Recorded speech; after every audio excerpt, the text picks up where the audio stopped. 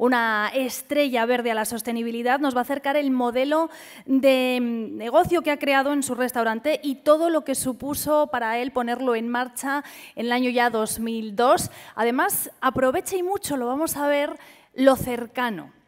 Nos vamos a ir hasta su tierra, desde donde nos ha traído, lo vamos a ver ahí, una remolacha maravillosa, una piña, así que cuando quieras, adelante Miguel Ángel de la Cruz con esa cocina cercana, adelante. Pues nada, oye, encantado de teneros aquí, muchas gracias por estar aquí con nosotros, gracias a la organización también del Congreso por haber contado conmigo y poder estar aquí enseñándoos un poco lo que hacemos en el restaurante, en la botica de Matapozuelos.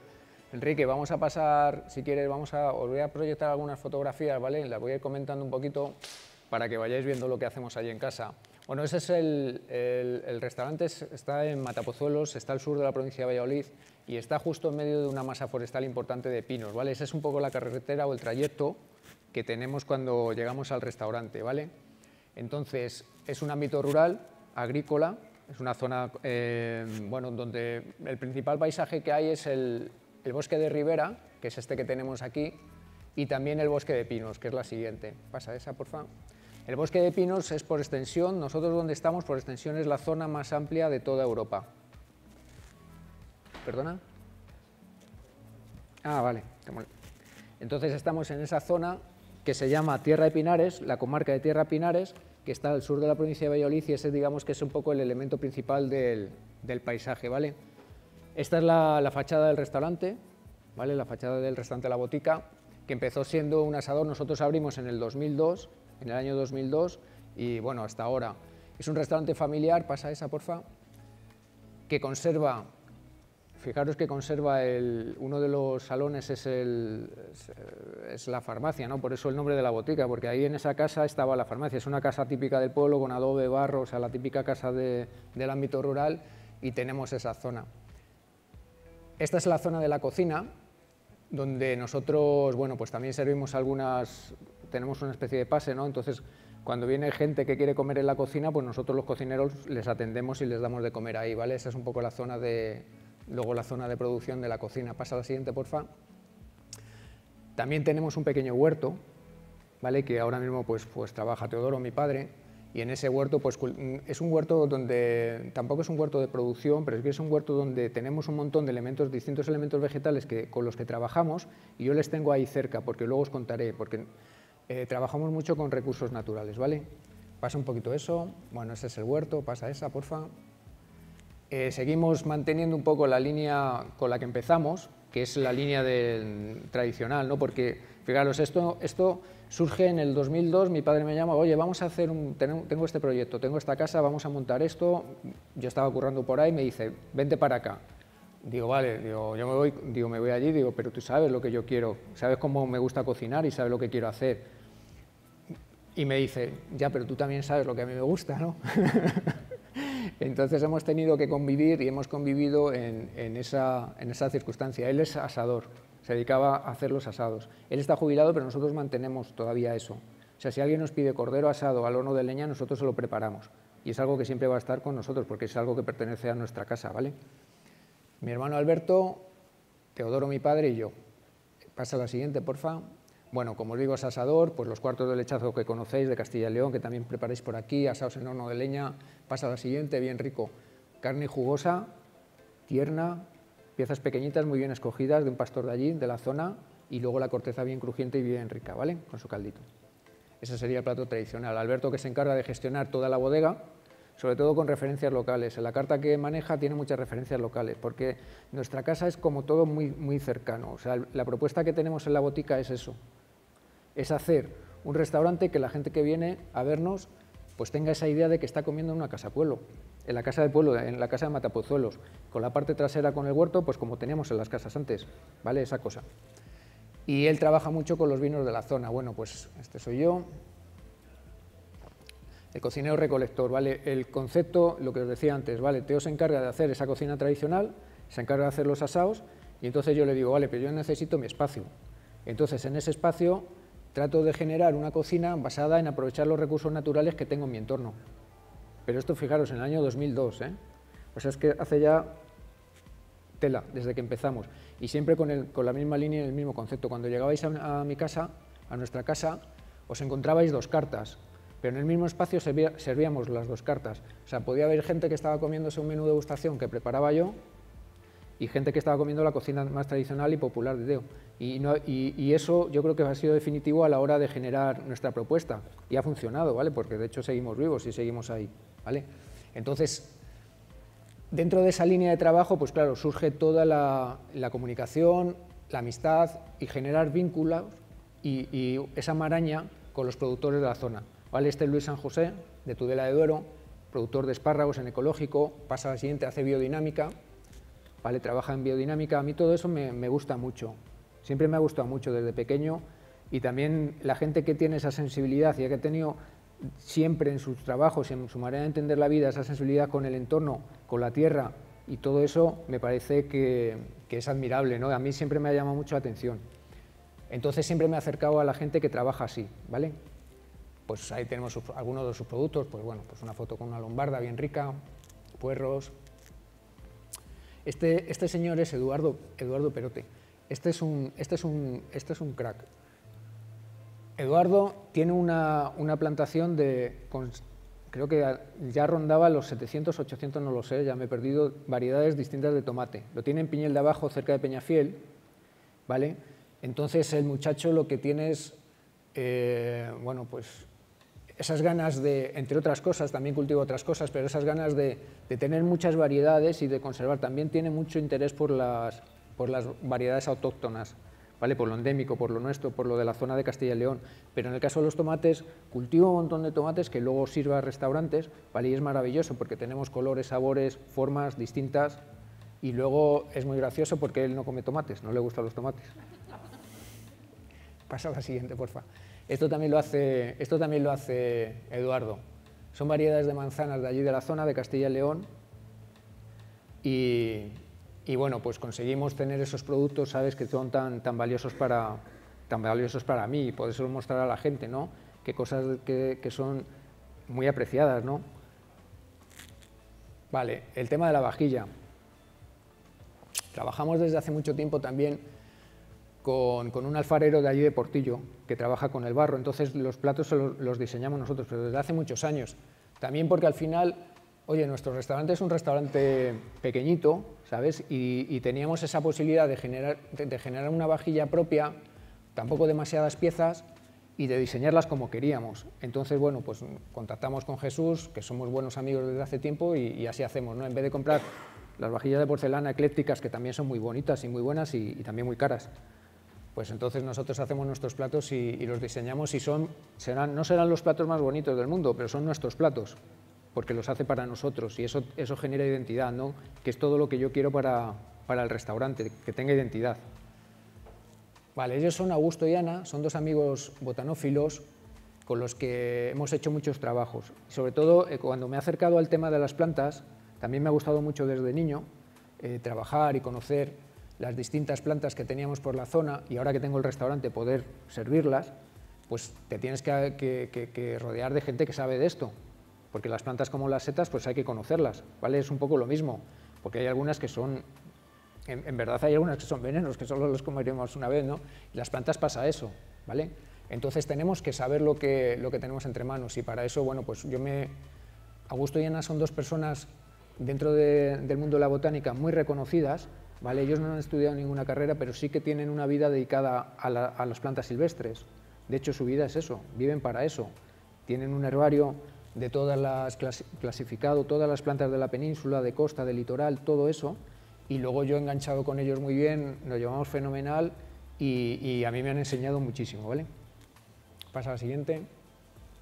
Bueno, estos son algunos de los libros que tienen en su biblioteca, que son joyas, verdaderas joyas de manuscritas, algunas de hace mucho tiempo, y ellos son estudiosos de esos libros, entonces tienen un conocimiento súper grande de esto. Vale, ese es el libro que editamos con ellos en el año 2013, pues hemos hecho algunas publicaciones sobre esto, pero este libro concretamente se publicó entre Augusto y Ana y yo, y había como 50 elementos vegetales que ellos clasificaron, y después había unas 50 recetas también, ¿vale? Es un libro muy bonito. Vamos a pasar. estos son todo plantas, luego las vamos a ver aquí, porque he traído aquí todas las plantas, pues algunas de las que utilizamos, acederas, aliaria, es una hierba que tiene sabor a ajo, muy rica, colleja, que estas las tenemos por aquí, rúcula, la rúcula silvestre, fijaros, esa es la milenrama, esa es la pimpinela, que tiene el sabor del pepino, del melón, dicen algunos, a mí me sabe más a nuez. Pasamos otra. Esa es una salvia de prado. Todas ellas tienen... Pasa a la siguiente, porfa. Valeriana. La valeriana la conocéis por los usos medicinales, ¿vale? Pero es que todas ellas tienen posibilidades dentro de la gastronómica, me refiero, culinaria. Si hay un recetario de las posibilidades que han ofrecido las plantas silvestres a lo largo de mucho tiempo, sobre todo en el ámbito rural, ahí ese recetario existe y es algo que está ahí. Pero también tienen posibilidades medicinales, ¿vale? Que también es algo que a mí me interesa, porque a la hora de cocinar, luego os cuento alguna cosa, vemos alguna cosa de esto, pero a la hora de cocinar podemos utilizar las técnicas que se utilizan en la medicina natural, tisanas, decocciones, yo qué sé, todo eso, para elaborar platos, infusiones al sol, infusiones con la luna, todas esas energías son capaces de generar cocina, y eso es algo que también hacemos en la botica. También utilizar algunos ingredientes, como por ejemplo el cardo mariano, ¿vale? Luego lo vamos a ver todo esto, que son plantas que casi nadie ha utilizado, bueno, perdón, nadie ha utilizado, no es cierto. Se han utilizado hace mucho tiempo, pero se han dejado de utilizar, porque ha habido una pérdida del conocimiento en todo esto, ¿vale? Mira, vamos a poner, pínchame el vídeo de la cocina del campo, porfa, con Luis Landero. Lo que comentan, ¿no? Al final nosotros somos, siempre digo que somos militantes en pos de una antropología, ¿no? Y la búsqueda constante de los usos de muchos de los ingredientes que nos encontramos en este ámbito rural. A mí es algo que me apasiona y me encanta, ¿no? Y de hecho muchas de las recetas surgen de esa línea de trabajo, ¿no? Hemos publicado algunos escritos, ¿no? con amigos botánicos, sobre todo, porque tengo mucha sensibilidad sobre todo con el tema de la botánica desde pequeño, es algo que me apasiona y me gusta. Y ahora que tengo un restaurante, pues trato de aprovechar ese regusto por la botánica, ¿no? Y en esa línea trabajamos, ¿no? En ese redescubrimiento de todas esas cosas. Y durante ese camino, pues todo lo que dices es cierto. Hay un paréntesis enorme, ¿no? Y hay una pérdida constante de una cultura, un patrimonio cultural que es, que es tan grande y tan interesante para el ser humano como individuo que no debería de suceder, pero está sucediendo. Quizás ahora hay un halo de sostenibilidad, ¿no? Que a todos nos mueve o se respira, ¿no? O se intenta que se respire de alguna manera, un poco forzada. ¿No te parece en ocasiones? Sí, un poco forzada, sí. Pero es algo que está regresando, ¿no? O pretenden que regrese, y yo creo que ha de regresar, porque de todas estas maldades que ocurren, ¿no? Hay algunos escritores que dicen que quedará el pozo, quedará lo bueno, ¿no? No, y sobre todo también para defendernos de la agresividad, de esa cultura tiránica que todo lo invade, ¿no? A través de las grandes multinacionales, la comida industrial, todo este tipo de asuntos. Pero decía John Berger, y no lo decía naturalmente refiriéndose a Francia, pero se puede referir a toda Europa y no sé, y a casi todo Occidente, que la mayor catástrofe cultural del siglo XX, ¿no? Es la extinción de la cultura campesina. O sea, la mayor catástrofe cultural, porque es una cultura milenaria y que no se puede conservar porque no está escrita. Entonces, en cuanto mueran los juglares, es decir, los que eran depositarios de ese legado secular, pues en cuanto desaparezca eso, desaparece todo, ¿no? Pero afortunadamente ahí está apareciendo una cierta conciencia, como se quiera decir, ¿no? De que tenemos que volver no a la cultura campesina de antes, que tiene mucho de malo, que solamente parece que no quiero de ningún modo hacer un canto a la cultura campesina de antes, porque era muy duro vivir en el campo, ¿no? Pero sí, volver y recuperar sobre todo un contacto más directo con la naturaleza, no perder el contacto con la naturaleza, porque se ha urbanizado todo tanto que hemos perdido el contacto con los sabores, con los olores, no sé, con los animales, bueno, etcétera, con todo este tipo de asuntos, ¿no? Sí, el maleficio de la uniformidad.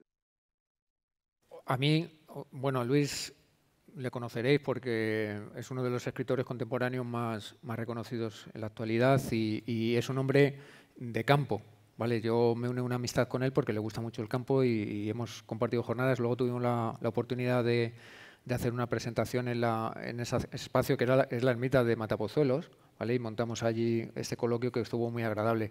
Pero también dice una cosa muy interesante, ¿no? Que lo habéis escuchado, ¿no? Que se está entrando en ese derrotismo de cómo se están perdiendo todos esos usos y costumbres, ¿no?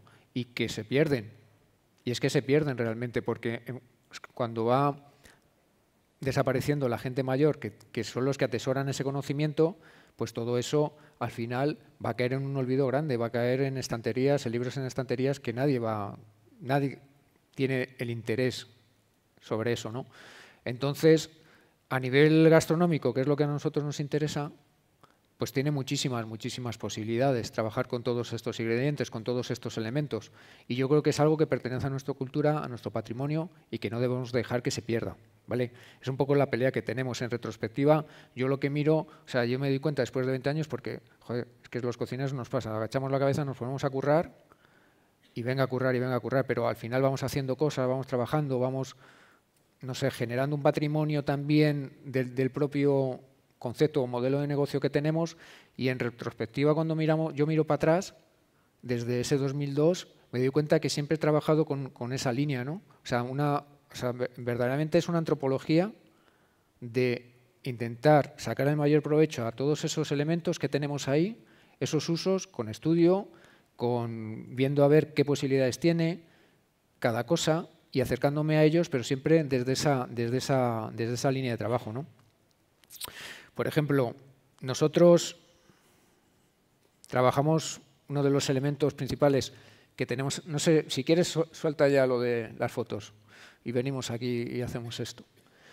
Mira, si quieres, os quería contar que uno de los elementos principales, como os contaba, es el bosque de pinos, ¿vale? Dentro de esa zona, al sur de la provincia de Valladolid, estamos en la comarca de Tierra de Pinares. La gente normalmente, o sea, el pinar, el bosque de pinos ha condicionado la economía de la zona y también sociológicamente ha tenido muchísima importancia. ¿Por qué? Porque hay mucho conocimiento alrededor de todo lo que ofrece el pinar. La gente vivía de eso, ¿vale? Entonces, uno de los elementos que nosotros utilizamos en la cocina son las piñas verdes de los pinos. ¿Vale? Esto lo llevamos haciendo desde hace muchísimos años. Nosotros las piñas verdes de los pinos, para que os hagáis una idea,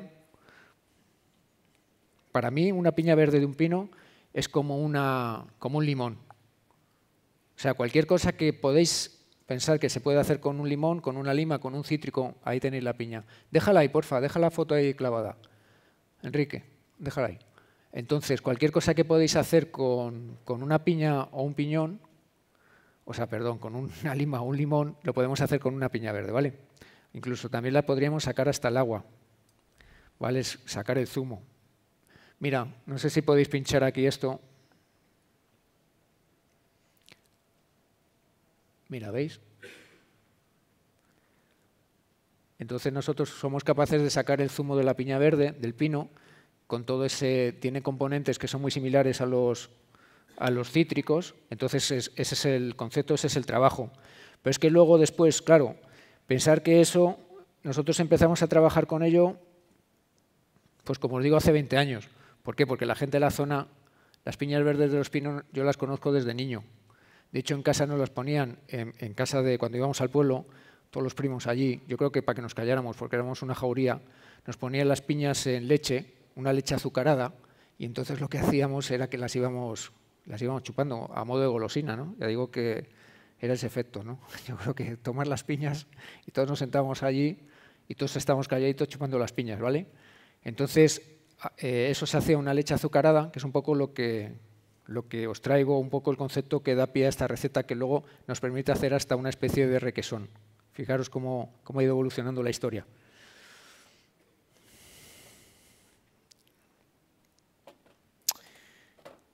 Y os decía que pertenece a esa cultura de la gente de la zona, ¿vale? Mira, lo que hacemos nosotros, lo que hacían entonces era Pincha aquí ya si quieres, Enrique, porfa.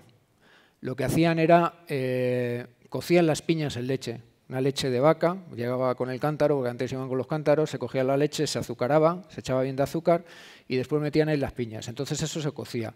Esas piñas las cortaban, como os digo, y las íbamos chupando, ¿vale? Y eran súper agradables porque estaban dulcecitas, con la acidez, como un limoncito con azúcar, ¿vale? Pero después nosotros, claro, nos damos cuenta de que como un limón, como una lengua, un limón, lo que hace la piña es que tiene la capacidad de coagular la proteína de la leche, ¿vale? Entonces, con una leche que tenga bastante contenido grasa y también en proteína, lo que va a hacer es que la va a cortar. Se precipita y luego lo que hacemos es precipitamos la caseína, la dividimos como si hiciéramos un queso, ¿vale? Sacamos todo el suero de la leche y entonces nos queda, ¿veis? Este le hemos moldeado, esa misma leche, ¿vale? Lo estáis viendo, ¿no? La leche que hemos cocido con la piñita, sacamos, ¿veis? Sacamos el suero y nos quedamos con toda la proteína. Esa proteína está ahí formada, ¿vale? Sería una especie de quesito. Esto es muy interesante, ¿vale? Este le podíamos curar, ¿eh? Podíamos curarlo, ya tratarlo como un queso fresco, como un requesón o algo así, ¿vale? Mira, entra ahí, por favor. Tiene ese color rojizo porque fijaros que las piñas verdes se han utilizado también mucho en la elaboración de dulces, sobre todo en chucherías para los niños, ¿eh? Las regalices y todo eso les daban el tinte, se conseguía también a partir de las piñas, ¿vale? Sabéis que bueno, del pino se extrae luego la resina, la colofonia, la agarrás, tiene mucha presencia en cosmética también, pero también en alimentación, ¿eh? Y luego otra cosa que hacemos con eso, con las piñas, son fermentarlas. Antes han estado hablando mucho de fermentaciones, porque estaba preparando y os estaba escuchando y era muy interesante todo lo que os contaban. Nosotros trabajamos con fermentaciones también porque es un método natural de conservación que también a mí me ha gustado mucho y me ha acercado mucho a él. Entonces lo que hacemos es fermentar las piñas verdes y obtenemos este producto que para mí es algo único. Esto sí que en verdad es algo único porque es una jalea que hacemos con las piñas verdes de los pinos fermentada que tiene esa densidad de miel, es muy golosa porque añadimos azúcar para que las piñas fermenten. Entonces, ¿qué hacemos? Como están verdes, están llenas de agua, como habéis visto, pues sacamos todo ese agua, ¿vale? Y eso se pone a fermentar. Y eso dura, lo dejamos ahí un montón de tiempo. Este producto es del 2016, este que traigo. Cada año hacemos y voy guardando botes. Entonces voy usando, porque esto para mí es como una joyita que tenemos en casa. De hecho, hay mucha gente que dice que solo por probarla merece la pena ir a la botica, ¿vale? Entonces es algo que, bueno, pues que a mí me gusta mucho. Y bueno, pues aquí podíamos pues servir nuestra jaleita con este requesón. Pues algo así, yo qué sé, esto es para comerlo a cucharadas, ¿eh? ¿Vale? Entonces ahí tendríamos, pues fijaros, un producto súper local y que le damos esa identidad y que está, bueno, a mí está buenísimo. ¿Vale? ¿Qué os voy a decir? Pues eso sería una de las cosas que hacemos allí con las piñitas. Hacemos muchas más cosas. Ya os digo que después de casi 20 años y siempre trabajando con ellas, pues cada año hemos ido haciendo cosas nuevas. Hacemos también un helado, no sé, sorbetes. Ya digo, cualquier cosa que podáis creer o que podéis pensar o que podéis hacer con una lima o un limón, lo podéis hacer con una piña verde de pino, ¿vale? A ver, ¿qué más cosas os he traído? Remolacha blanca. ¿Conocéis la remolacha blanca? Esto es una remolacha blanca, remolacha azucarera, ¿vale? La cocina un poco, dicen del paisaje, ¿no? Que decían, hubo aquel momento que todo el mundo hablaba de la cocina al paisaje, que al final es lo que hacemos un poco en la botica, que es al final, que la cocina al paisaje es aprovechar los recursos que tenemos cerca, ¿no? Y entonces sí que es verdad que hay mucho cultivo de remolacha, porque la azucarera, donde se procesa el azúcar, y donde hacen azúcar y distribuyen para toda España y parte de Europa, pues está allí cerca. Entonces hay mucho cultivo de remolacha blanca, ¿vale?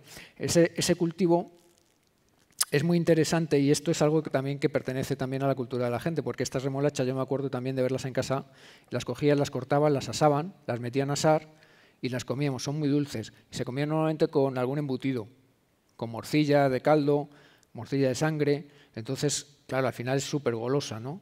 Entonces, es algo que yo quería utilizar y que quiero aprovechar. Es ahora cuando están mejor, fijaros qué tamaño tienen, ¿no? Son enormes. Y es ahora en otoño cuando están mejor, porque luego ya las van a recoger para luego ya procesarlas, ¿vale? En poco tiempo las recogen. Y ahora si vas por allí, decimos del paisaje, es que el paisaje es este. Vas a ver montones y montones, pero toneladas, de remolachas en las tierras ya que las sacan y las dejan ahí que se oreen hasta que se las llevan a la factoría para hacer el azúcar, ¿vale? Entonces, bueno, pues nosotros tenemos amigos, aprovechamos y cogemos las remolachas. Pero, ¿cómo llevarlas a un restaurante de alta cocina? Pues al final, pues hacemos nuestras cosas con ellos, ¿no? Una de las cosas que hicimos en el año 2013 ganamos un premio al mejor plato vegetal de España en el 2012 en el 2013. Y lo hicimos con remolacha blanca, porque era un producto que a la gente que lo juzgaba aquello pues les pareció muy interesante, y con cardo mariano. Enrique, porfa. Mete las fotos otra vez, que voy a enseñarles un plato. Entonces, vete pasando, pasa. Pásalas. Más. Más para adelante, porfa.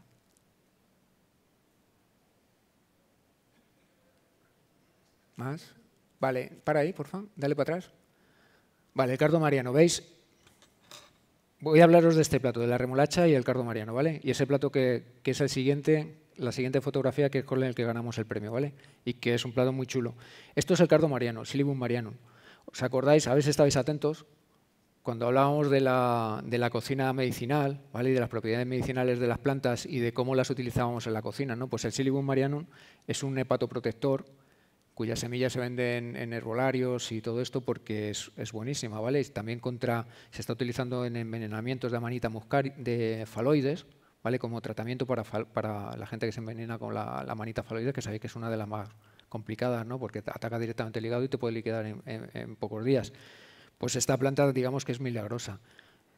Cardo mariano, por las manchas que tiene la hoja, bueno, porque dicen... La etimología nos dice que era la leche de la Virgen María la que cayó sobre el cardo y le dejó grabado, ¿no? Por eso es el Silibum marianum o cardo de María. Bueno, es algo curioso. Y sobre todo porque la planta es muy bonita. ¿Veis? Esa es una lámina, eso es un herbario de Augusto y Ana. Manuscrito. Además es increíble porque él perdió dos falanges de los dedos, entonces escribe con muñón, escribe con pluma, se hace su propia tinta, la hace con agaricus, con Coprinus comatus, con la seta. Entonces él saca la tinta y de las agallas del roble, saca la tinta, tiene sus plumas, que son de ave. De hecho, cuando me llevan alguna becada me dice, Miguel, guárdame la cuarta pluma de la becada, digo, cógela tú, macho.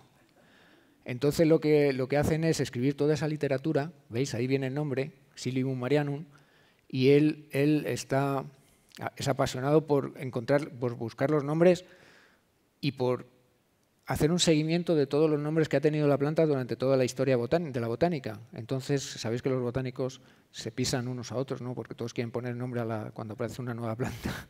Entonces él está como en eso, ¿no? Y todo lo de arriba son los nombres que ha habido a lo largo de la historia. Estos son los usos medicinales, oficinal, porque es de farmacia, porque es medicinal, y bueno, toda la cantidad de usos, lo que tenemos a la izquierda, ¿vale? Toda la cantidad de usos medicinales. Y allí veis que pone comestible, a la derecha, al final, ¿vale? En la lámina. Entonces, al ser comestible, pues a mí me da pie ya a poder trabajar con ella, ¿vale? Y quiere decir que en algún momento de la historia del hombre se ha utilizado como alimento, y luego tirando del hilo y haciendo ese trabajo de ver de dónde viene, pues te das cuenta que en muchos monasterios, en muchos sitios, sobre todo vinculados a la iglesia, era una planta que estaba cultivada como alimento para las personas que allí vivían, ¿vale? Pasa a la siguiente, por favor, Enrique. Vale, ese es el plato que os decía. Ahí tenemos hongos, aquí en Navarra ya sabéis de eso. Tenemos también algo de remolacha roja. Los hongos se saltean con un aceite de piñones, tenemos piñones. Tenemos la remolacha blanca, que es lo que os decía, que llamamos tocino vegetal. Lo estáis viendo ahí, porque al final parece ese tocino, ¿no? Esto lo confitamos, sacamos finas láminas de la remolacha y la confitamos con aceite de piñones. Entonces la apariencia es como el tocino del jamón ibérico, un lardón de tocino de cerdo, ¿no? Entonces trabajamos con ello dándole ese uso y da untuosidad porque está macerado en ese aceite, con lo cual da untuosidad al plato, ¿vale? Y da profundidad ahí con el sabor del piñón tostado. La remolacha en sí es dulce, cuando la cocinamos pierde mucha parte de ese sabor dulce y se queda una textura muy, muy agradable, ¿vale? Y después tenemos las láminas del cardo mariano. Estos son pequeños cardos marianos que, como os decía, que están naciendo ahora.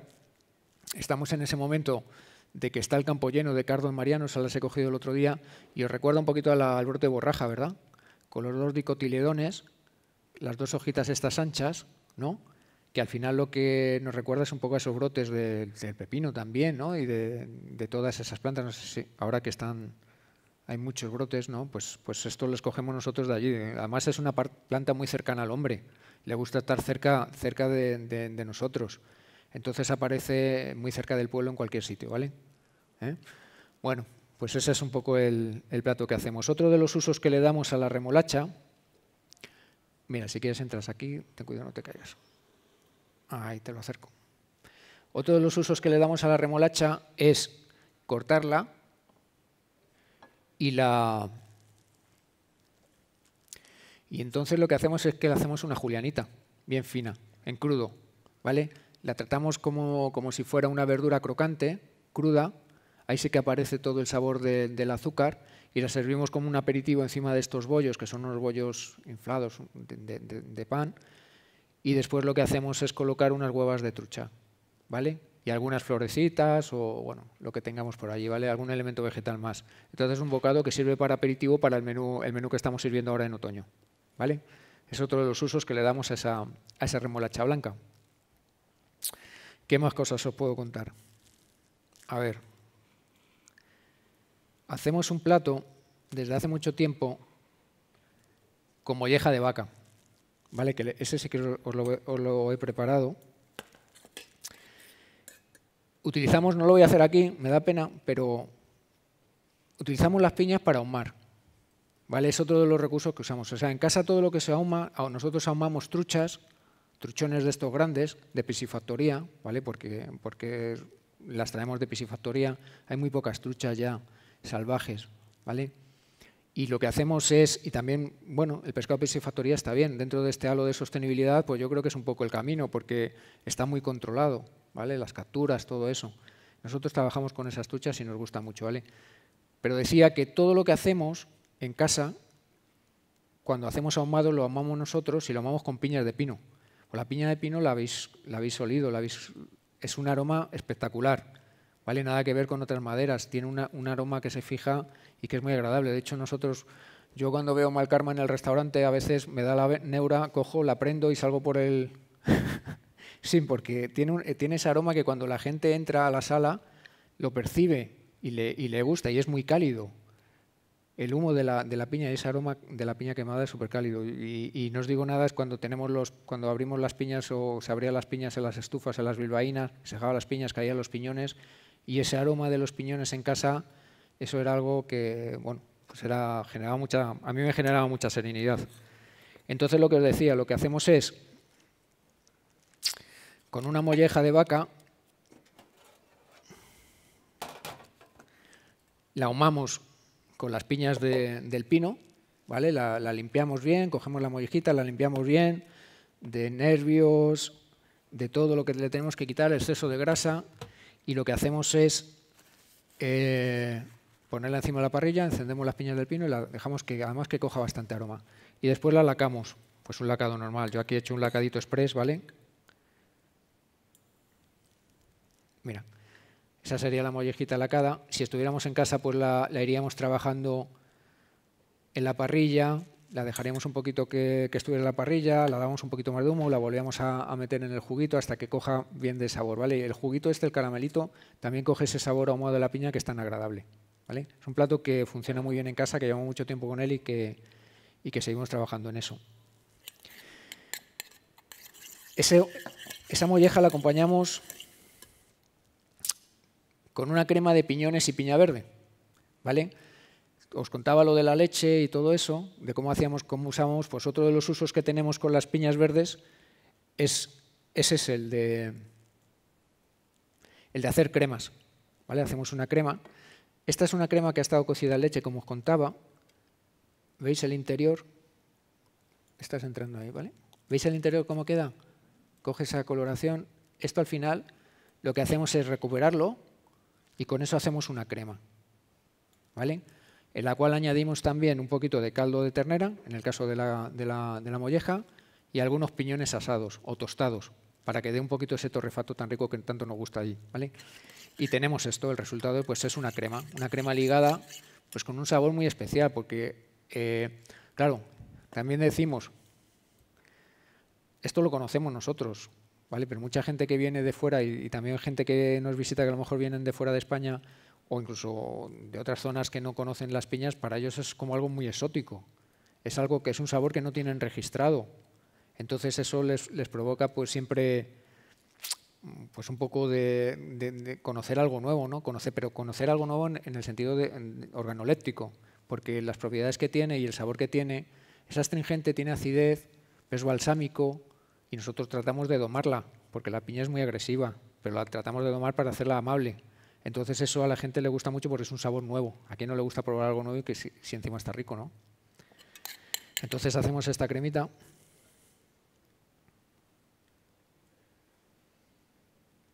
Ponemos siempre ahí un poquito de crema. Y después tenemos, mira, esto es un velo que hacemos con leche de vaca y algunas hierbas. Estiramos leche de vaca, lo gelificamos un poquito en este caso, ¿vale? Y lleva algunas hierbas. Y queda este velo tan bonito que siempre montamos encima de la molleja.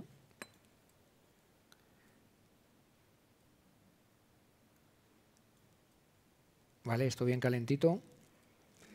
Y ese es el plato. Este está ahora en el menú, ¿vale? Es un plato que estamos sirviendo en el menú de degustación, ¿vale? De esta temporada. A ver, ¿qué más cosas os puedo contar? Hay una cosa que es muy interesante y que es dentro de todo el mundo de las fermentaciones y todo eso que antes estaban hablando. Y es que, bueno, en Castilla y León sabéis que los cereales, trigo, sobre todo, hay mucho cultivo también de cereales, ¿vale? Cebada, alfalfa, se genera mucho cultivo, algunos para la industria alimentaria, para hacer harinas, para conocer las harinas, os habéis oído hablar de la harina zamorana, que es muy importante, y también otras para el alimento animal, ¿vale? Pero hay mucho cultivo de cereales. Entonces, yo quería hacer algo con cereales de allí, ¿no? Entonces, ¿Cómo hacer algo distinto? Estuvimos durante mucho tiempo sirviendo una sopa de un ajo blanco, ortodoxo, malagueño, ¿vale? La sopa ortodoxa malagueña fría de verano, en el restaurante, y la hacía con piñones. En vez de hacerla con almendra, la hacía con piñones. Pero al final se me ocurrió hacer una sopa viva. Quería tener una sopa viva, un ajo blanco, pero que fuera muy nuestro, muy de la botica, ¿vale? Entonces, en vez de utilizar vinagre de vino para acidificarla, que es como se hace tradicionalmente, el ajo, ya sabéis, el ajo, el vinagre, todo eso, tan rica, ¿no? Y tan buena, luego emulsionada con aceite de oliva. Es una sopa muy buena, muy rica, pero nosotros queríamos hacerla nuestra. Entonces, lo que hacemos es, germinamos cereales. Esto viene del mundo de los veganos, o sea, tampoco es nada nuestro, no inventamos nada, pero sí que nos aprovechamos de una técnica mirando y ahí bicheando qué podíamos hacer, de una técnica que viene del mundo de los veganos en este caso, para intentar hacer o darle nosotros nuestro uso. Ellos hacen una cosa, no sé si habéis oído, que se llama Rejuvelac. Bueno, ellos o cualquiera ya puede hacer, porque también es una bebida probiótica, pues todo lo que os estaban contando antes de las fermentaciones, pues que se utiliza también medicinalmente porque es muy saludable, ¿vale? Entonces lo que hacemos es, cogemos los granos de cereal, en este caso es avena y algo de trigo, y los germinamos. Cuando los has germinado, los introduces dentro de agua, ¿vale? Y lo dejas que fermente. Todo eso hay que hacerlo muy ecléctico y muy limpio, ¿vale? Para que no haya contaminación. Entonces hay que tratar los granos, tienen que germinar rápidamente y tiene que estar todo muy, muy bien tratado, porque si no al final puede haber contaminación y generar mohos y hongos que no nos interesan, ¿vale? Ahora es un buen momento para germinar, ¿vale? Germinan muy rápido, los metemos en un tarro con agua y dejamos que fermente. ¿Por qué? Porque la planta cuando empieza a germinar está llena de vida y enseguida esos azúcares que tiene va a haber una fermentación muy rápida, ¿vale? ¿Qué hacemos con esto? Esto la gente lo tomaría ya, lo tendría en la nevera y lo iría tomando a cucharadas, a vasos o ya cada uno lo que quiera.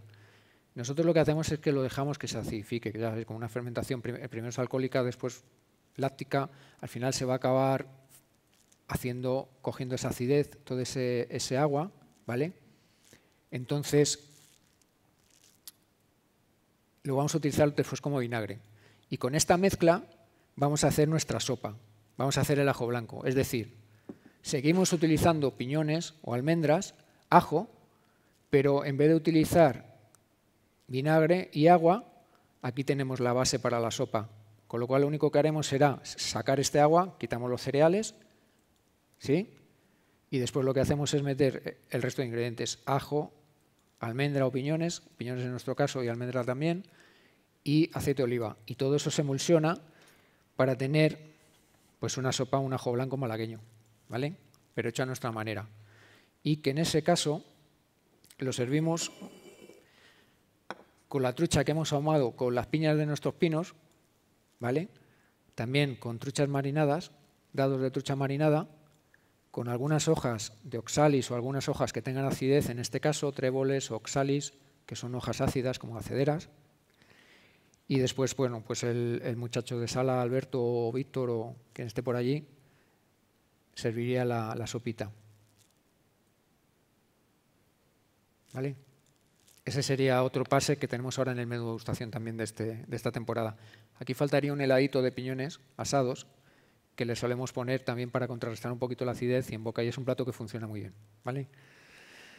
Bueno, no sé cómo voy de tiempo, porque yo me lío a hablar. ¿Vamos bien? ¿Sigo? ¿Hago otra cosa? ¿Tú mandas? Venga. Eso, mira, además esta es muy interesante.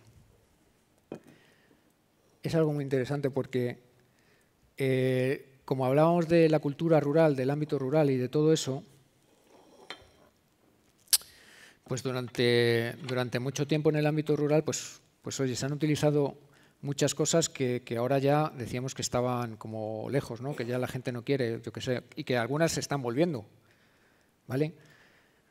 Durante la guerra, después de la guerra, pues se hace un decreto en el cual se dice que se pueden utilizar sucedáneos, fue la primera vez que permitían utilizar sucedáneos para la alimentación. Es decir, por ejemplo, si no tenías para comprar café, o si no para comprar, si no había café, pues tú podías vender unos sucedáneos y eso lo hicieron legal, que luego está todo lo del extraperlo y todo eso, que es una historia dentro de lo que es me refiero solamente a lo gastronómico, lo otro no me interesa nada, pero dentro de lo que es lo gastronómico, pues si te acercas a lo que pasó en aquella época, nos damos cuenta de muchas de las cosas que ahora mismo algunos cocineros hacemos como nuestras cuando no lo son. Entonces, no deberíamos de hacerlas nuestras. Las algarrobas, la chicoria, yo qué sé, las bellotas, todas esas cosas, y en nuestra comarca hasta las piñas se comían, con pan, como alimento. Entonces, todas esas cosas que pertenecen a ese momento tan triste de la historia de España, pues al final genera también oportunidades ahora a la hora de cocinar y tener ingredientes, ¿no? Cuando no había café, la gente tostaba granos de garbanzos para tener una bebida amarga después de la comida, que es de lo que se trata el café. No tenía la capacidad estimulante que tiene la cafeína, ¿no? Que tiene el café, pero sí que arrastra todo ese sabor, ¿vale? Entonces la gente quería tomar algo amargo, ¿no? Como una chicoria. Bueno, la chicoria lo usaban los franceses ya desde la época de Napoleón. Además hay un recetario importante con achicoria, con raíz de achicoria tostada. pero aquí en España también se empezó a utilizar como sucedáneos. Ya se podía vender achicoria como si fuera café, ¿no? Entonces nosotros hicimos un plato, que este plato ganó el año pasado, os traigo lo mejorcito de casa, en el concurso de legumbre de San Sebastián Gastronómica. Mira, para esa foto, que esa está bien, esa nos sirve de...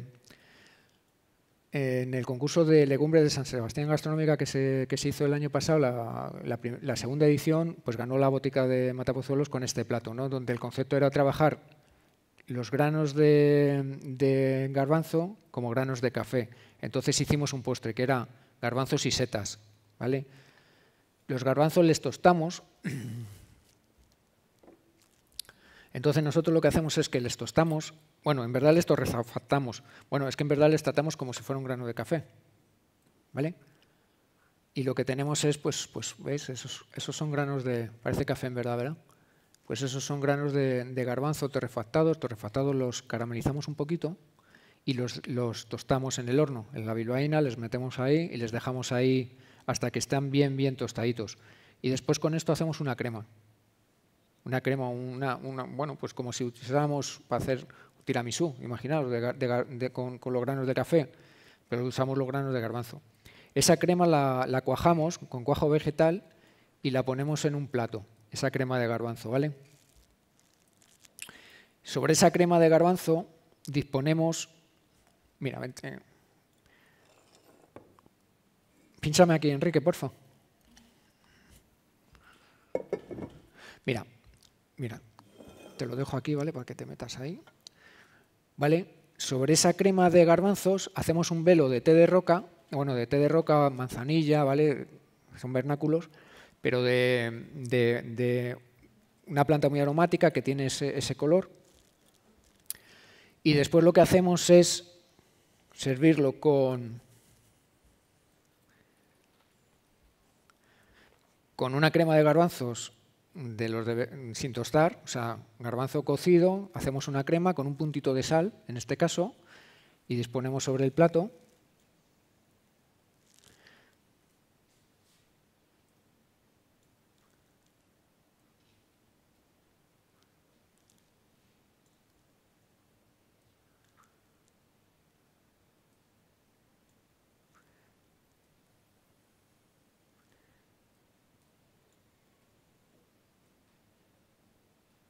¿Vale? Y después hacemos nuestras galletitas con forma de garbanzo. ¿Vale? Míralo aquí. Bueno, lo vais a ver casi mejor aquí. Vale, esto es una galleta de mantequilla que le damos esta forma. Los formamos como si fueran garbancitos.